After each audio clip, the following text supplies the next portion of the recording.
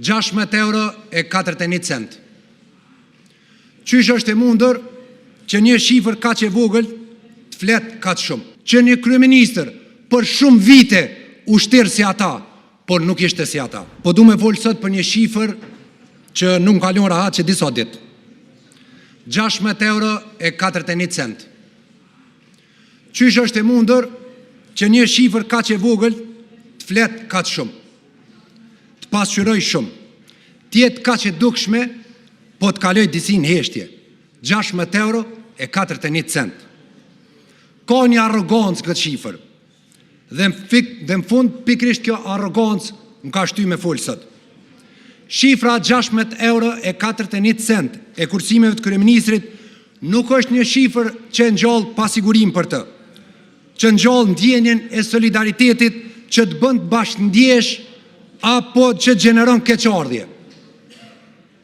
€16.41 e kryeministrit është një hile e një njeriu që jeton pa ndonjë kokçare financiare, e që shtiret se jeta e tij është e vështirë, e po ja del me vështirësi e s'po ankohet.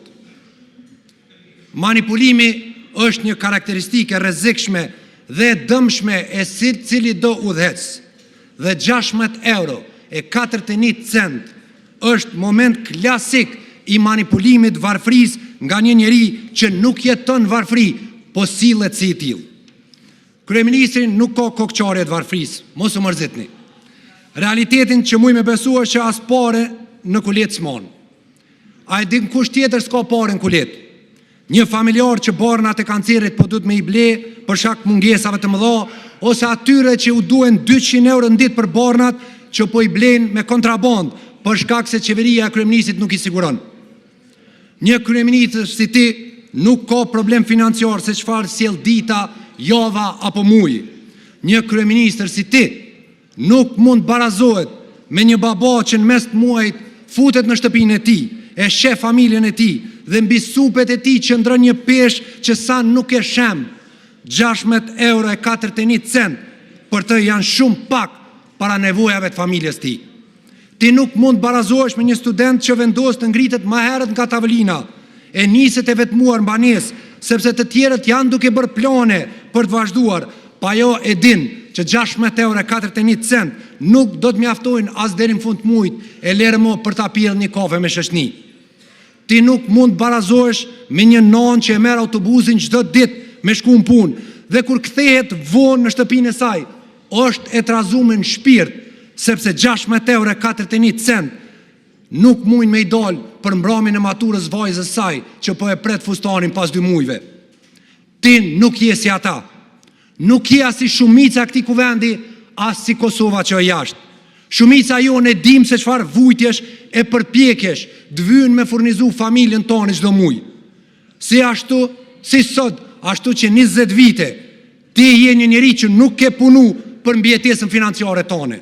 Ti ke qenë atëherë edhe sot i financum.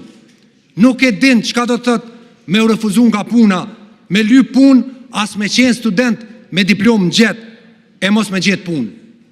Ti je një mishrim i njeriut që ke jetuar, je ushqyer me para tjerve. Ke qenë i financuar dje dhe je i financuar sot.